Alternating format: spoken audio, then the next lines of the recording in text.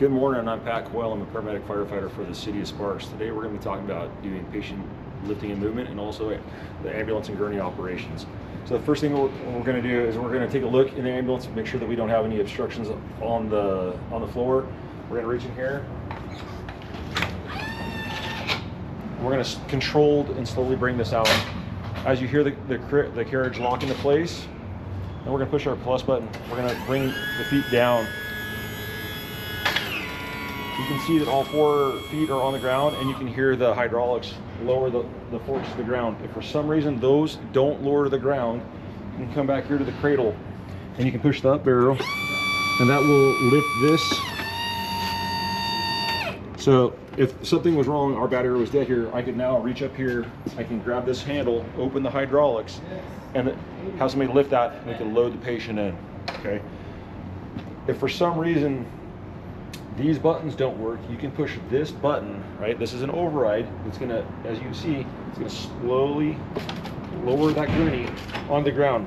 We wanna make sure that there's hydraulic pressure in these legs and that they're locked. That way, we're not lowering it down and then those are flaccid and can collapse on us. So once those are on the ground, we know that there's pressure from prior unloading. Now we're gonna push, and you're gonna see that as I push that override, because I'm literally pushing the solenoid open, it lowers those down. Okay, down here at the feet there's our red unlock button. We're going to push that to get this to unlock. So now we heard it unlock.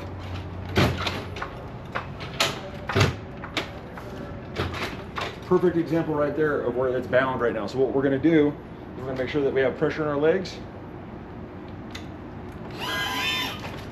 I'm going to come back here, and if you look, there's 2 releases that we can reach over the top, pull, and just like a seatbelt, releases it.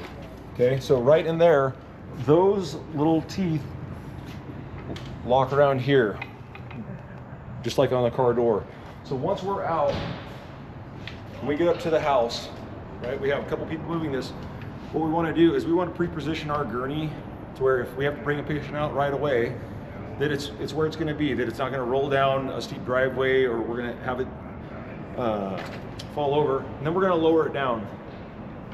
A lot of people these days are showing up when they open their ambulance, they bring the gurney out, they'll leave it up here. The Zoll monitor weighs roughly 20 pounds, and the first out bags are over 50. None of us are going to reach out and grab one of those and then shock load our shoulders, or we're going to tear our labrum in our shoulder. So let's make sure that we're using good lifting technique. We lower that down, we can do a suitcase carry right off there, we can go take care of our patients.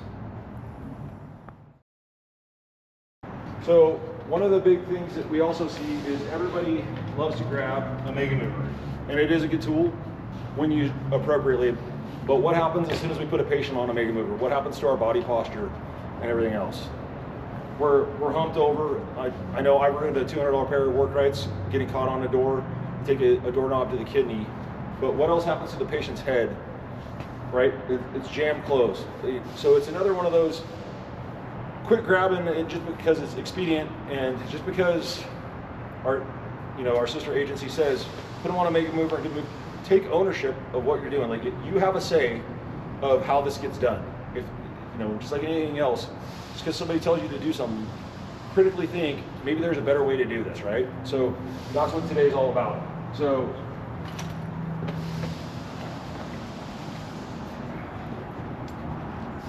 one of the underutilized is the stair chair, right? Just because you're not going downstairs doesn't mean it's not effective. And just because, so if somebody's unresponsive, you can still use this. As a matter of fact, there's a lot of smaller homes, there's even single floor apartments, but we have Park U over off El Rancho and Audi.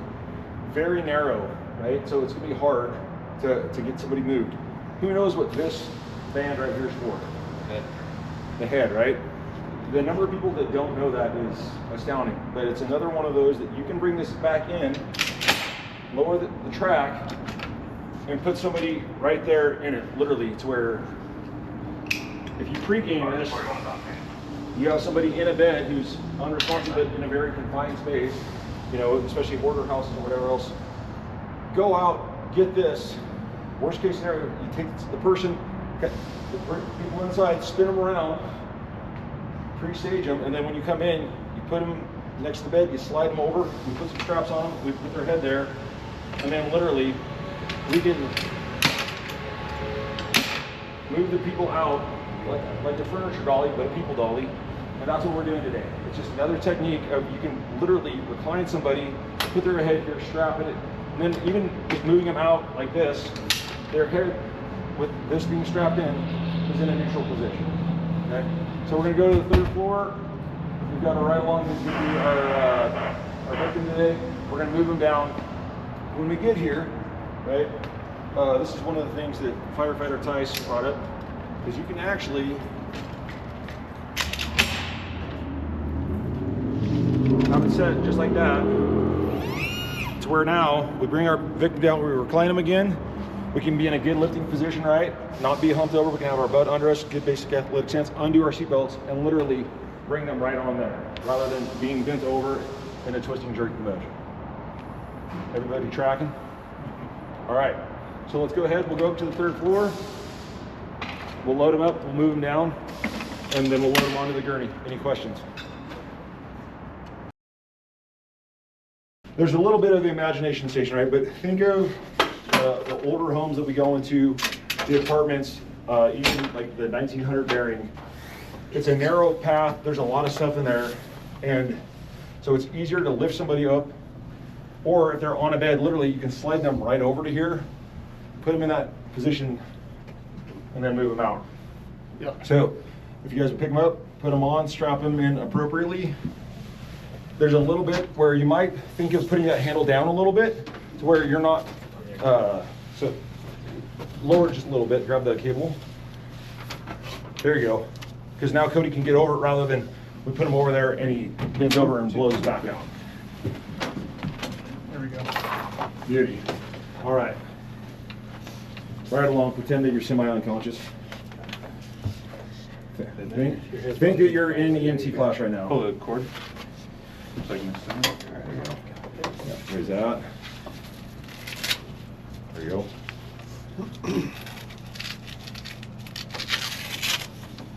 That thing. All right. We're on the, there we go. Okay. Green guy. So, right, if somebody is semi-unresponsive, try and get their hands tucked in, just one less thing to get caught. Big breath, dude. Perfect, right? So one of the things that we commonly see is when we do have people getting in the stair chair, I'm gonna set them up, is people like to push it like this. So whenever we have throw rugs or anything like that, those wheels get bound and then you're pushing it forward. So you can literally, yep, these are preferred. And if we're going backwards, right, even if we have little bumps or thresholds, you can literally just do a shoulder shrug, lift them up, over, tilt them back, right? So just like using a furniture dolly, moving a fridge, but for people, you can literally tilt them back like this, and then we can manipulate them. So you can literally do a 1 to 2 person move with this. Let this do the work, right? Just because, like I said, single floor apartment, this still might be the best thing. If you have that tiny bed in there and there's this, as you go to get it, the other 2 people flip the head around to where we load, slide them over, load them up, tilt them back, and carry them out, right? Save our backs. All right, so if we go ahead, move them down, and then we'll transfer them onto the gurney. Let's make sure that we have the appropriate amount of hands on here, please and thank you.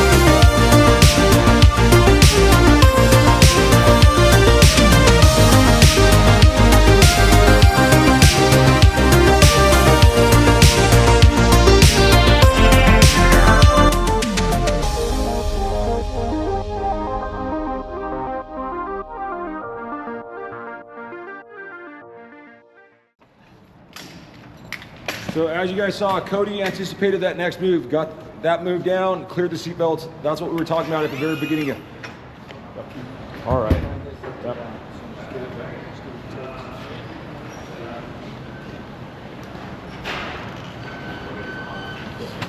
I'm gonna.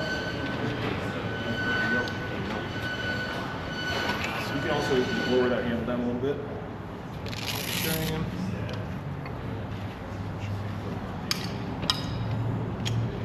Arms and legs. Cool. Good count, Dave. 1, 2, 3. Perfect. Right, so same thing, as soon as we put a patient on there, make sure we get those side rails up, right? Especially if we're on uneven ground, and then get the seatbelts on. So this breaks into the final part is when we're moving this, especially on uneven ground, right? At least somebody at the head and foot, but there always needs to be somebody, if there's an extra set of hands, make sure that they're on here, right? Because this is one of those, and also when we have a mega mover on these sheets, it gets very slippery, and you'll literally see a patient start slide off unless you have these just wrenched down. So we don't want patients obviously physically restrained if we don't need to, but it's just another consideration. Also, when you see this all the way up, right, the center of gravity is high, and it also tilts up. So one of the things that we're talking about, lower it down just a little bit. You have the flip out handle, but when we're in that final position, when we go to rotate the head in, look at how those wheels are casting, right? It's one of those, be leery, especially in the streets where you have cracks. We've had it to where those wheels got caught and literally the gurney went over.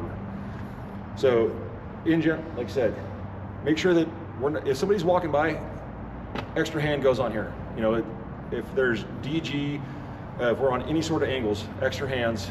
Nobody wants a hurt patient or a hurt back, right? So go ahead and start slide it that way, Cody. Wheels locked.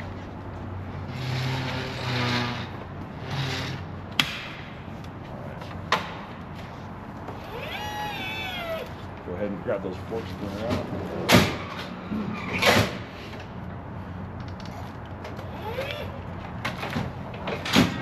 All right, so when we're loading, you guys heard Cody call out green. We want to make sure that both lights are green. You can hear the little forks. When we're unloading or loading the gurney, maintain positive control. Don't let that carriage slam.